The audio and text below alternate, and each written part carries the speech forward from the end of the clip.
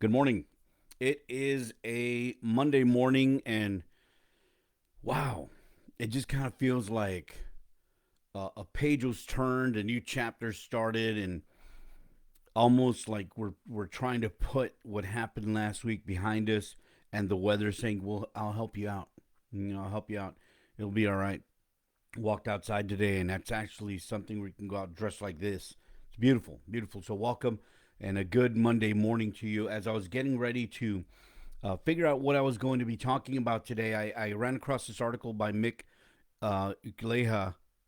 Again, I apologize if I mispronounced your name. Ukleja on success.com back from October of 2017 that caught my eye. I'm going to share it on the comments right now. It's called Seven Things That Drive Your Core Strengths. Seven Things That Drive Your Core Strengths says at your core, there exists a unique set of abilities. We refer to them as strengths. These are not difficult to discover. There are many strength finder type assessments that are more than capable of pointing these abilities out. It's funny because when I talk, I usually talk about an inner core of strength. And that may be what we're talking about right now. It says what usually goes unnoticed are the multiple enablers that surround our lives and enhance our abilities. They make our abilities come alive. And they come in many forms. They stem from opportunities and circumstances that are unique to us. Some are from the place of privilege, which is true of most, even though often not apparent. And some are from the place of adversity. They are the parts of life that make you one of a kind, really. It's more than your strengths. It's your strengths combined with your life's events. It says, I could have the same strengths as someone else, yet my opportunities and circumstances surrounding my origin and experiences make me unique. Let me give you seven enablers surrounding your strengths that make you unique. They also highlight your potential. So here you go. Number one, your character is unique. This is an essential. It says not an elective. It's a must if you want to do something of significance. This usually gets top billing when you're observed. When people talk about you, it's your character. What is it that marks your character for those who know you the best? Do they know you as a helper? Do they know you as uh, uh, someone who's empathetic, someone who responds with action when something happens, when something occurs? That is unique. Your character is unique. How can you be intentional in creating it and building on it? Write down two things. So, what is it that marks your character for those who know you the best? How can you be intentional in creating it and building on it? Write down two things that mark your character for those who know you the best, not who those who are acquaintances or who have heard of you or who know your name but you have no interaction with or you have no relationship with.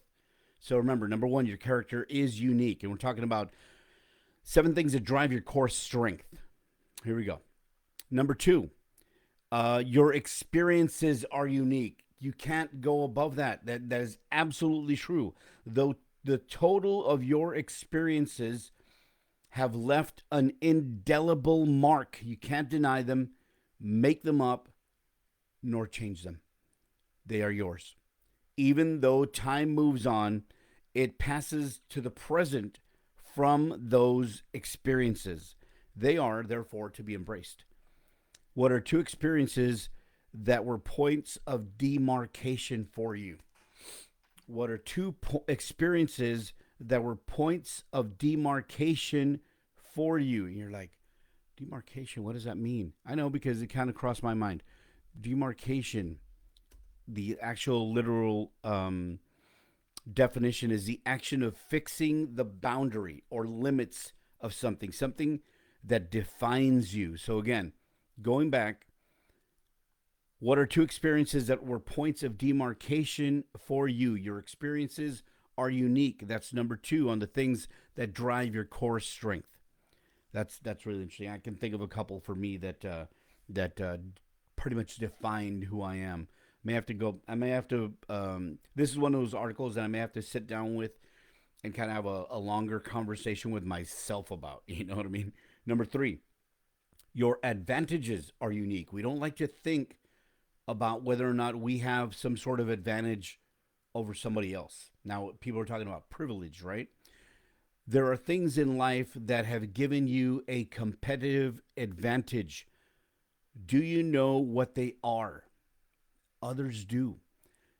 This should not be a haven for self pity because of what you lacked or guilt because of what you gained. They are what they are, advantages. No two people's advantages are the same, so rule out comparison or self pity.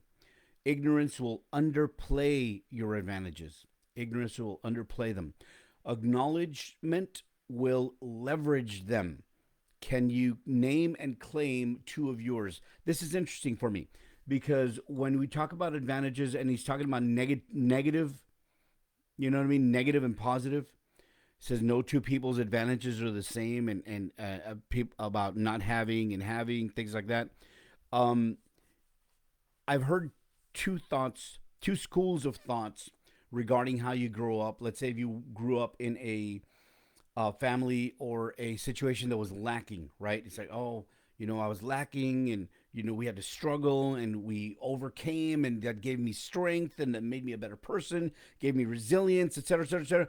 And you build yourself up. It's that story, right? When you're talking about where you started from and where you are now, it's like started at the bottom, now I'm on top. Now I'm here. The other school of thought is don't think about that because you are limiting yourself. You are anchoring yourself down with the thought or the remembrance of what you once were, that you were once lesser. Think about where you are now and where you're going to. So there's two schools of thought. And I think it depends on each person to decide which school of thought benefits them the most because ultimately you need something that's going to benefit you and get you where you need to go, you and whoever you're taking along in this journey to get you where you need to go. Which school of thought is going to help you get there the right way, right? Your number 3, your advantages are unique. And it says again, can you name and claim two things in your life that are yours? Number 4, your obstacles are unique. No one gets far in life without some game-threatening challenge. The victim posture never creates learning. At best, it will neutralize you, and at worst, it will nullify you. Neither is a good option. The resilient person is either up or getting back up.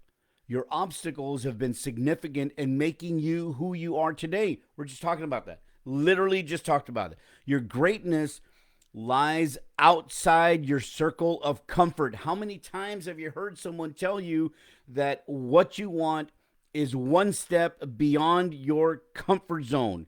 Now, I know what you're saying. I took a step beyond my comfort zone. I didn't find what I needed. Then you didn't go past your comfort zone. You're just at the edge or nearing the edge of your comfort zone, right? Your greatness lies outside your circle of comfort. What are two obstacles that stand out? Your obstacles are unique. What two obstacles of yours stand out? That was number 4. Number 5, your resources are unique. Again, this article is by Mick Ukleja from success.com, and the link is in the comments. Number 5, your resources are unique. Everyone has access to resources. What's uncommon are the resources themselves. There are external resources, money, influential friends, community, technology, etc., not etc. And there are internal resources, motivation, resilience, time, commitment, etc. Vision, I'd add to that one. An accurate assessment of resources is essential for the best life decisions. They might be different from others, but for you, their value is just as high. What are 4 resources, I'd say 4 external and 4 internal, that are unique to you? Number 5, your resources are unique. And I encourage you to rewind this when we're done and go through them again and listen to what I'm saying. And maybe you have to scratch out and rewrite what you're writing down when we're talking about these things that are unique, that drive your core strengths. Number six, your value is unique. Your value is unique. There is an ascending and descending scale of the value we bring to people. We can bring a number of valuable things their way, but not all of them are of the same value to the recipient. Wow. Very, very important line right there. We can bring a number of valuable things their way, but not all of them are of the same value to the recipient. The value you bring is multiplied in its benefit. Since they are part of who you are, the recipient gains more than you give. You give something, it is multiplied for them. Since they are a part of who you are, the recipient gains more than you give. It's exponential for them, and therefore a great investment of your efforts. Can you describe four of your points of unique value? Your value is unique. False modesty is not helpful here. Don't be, oh, but I don't want to talk about myself. No, what value do you bring to people? People talk to me. I listen. I can give pretty good advice, I've been told. So, what value do you bring to people? I kind of expose things that are out there. I try and motivate people, get them to where they need to get to. What do you bring? What 4 points can you describe? 4 of your points of unique value. Number 6, your value is unique. Last but not least, number 7, your markets are unique. You are capable of running in many venues, but what is that niche where your effectiveness peaks? Some call this your tribe, that place where you exert the greatest influence. The distinctions of these markets might be fuzzy, but they eventually self define and will reveal themselves as your most likely place of impact and influence. Where are you making impact and where are you making the most influence? It's difficult to be all things to all people. I completely agree with that. It's difficult to be all things to all people, and you'll just be running around in circles, never getting anywhere, instead of heading in the right direction where you need to be heading and leading people, right? What are 3 of those markets, those niches that are a great fit to you? Because number 7 says your markets are unique. There are markets that you are in, right, that I may be in, but then there's markets that you're in that I'm not in, because there's other markets that I'm in that you're not in. You know what I mean? We may have some common ground, but there's a lot that we don't. So what markets are unique to you? The key to developing the leader in you starts at your core. Again, I say we all have an inner core of strength inside us that either we rebuild and reinforce and add to by training, by development, becoming a better person, surrounding ourselves with people that have the same vision, that add to our strengths, bring people into our fold, that we are moving together, pulling together, pushing together, as opposed to going in opposing directions.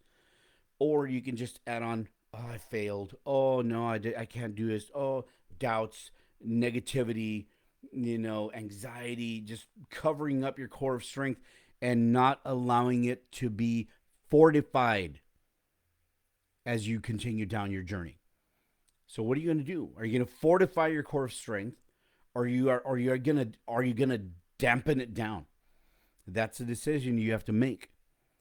So again, your key to developing the leader in you starts at your core, but doesn't end there. Be aware of these 7 enablers that highlight your unique abilities and increase your ever expanding potential. Again, those 7. Your character is unique. Your experiences are unique. Your advantages are unique. Your obstacles are unique. Your resources are unique. Your value is unique. And your markets are unique. They're a great resource. And the good news is They are yours. They are unique to you. Again, The Seven Things That Drive Your Core Strength by Mick Ukleja. Check it out. It's on success.com. I put the link on the comments. Like and share this video and get it to people who you feel needs to see this video. I put it on my YouTube page, right? Algaeman1, ALGAEMAN1. I'll put a link on the comments for that as well. And I've got all these videos, all the Facebook Lives that I do. I have them all there. Share, like, and subscribe to the channel. We talk about some fantastic articles that have some really valuable information that you can tap into, that I give you some insight on. You don't have to have my insight. Go to the links and click on the link for the article, if anything, so you can check them out for yourself and get your own take on them, but get access to the articles, the specific articles that I talk about. I thank you. I thank you for your time. Thank you for being with me on this Monday morning as we try and get back to some semblance of normalcy after this deep freeze that we dealt with in Texas. And we're still dealing with the pandemic. So let's get to it. All right. Don't give up. Don't stop. Don't quit on your personal development and personal growth. Keep at it. If this is in any way valuable to you, please like and share it. Share it so others can see it as well. I hope to be back on Wednesday with something else to talk about. Hope you have a fantastic couple of days until we see each other then. Remember, knowledge is power. Imagination is king and intelligence your weapon. Read a good book today. Enrich your mind. And above all, take action. Till next time, when we meet again, we'll be talking.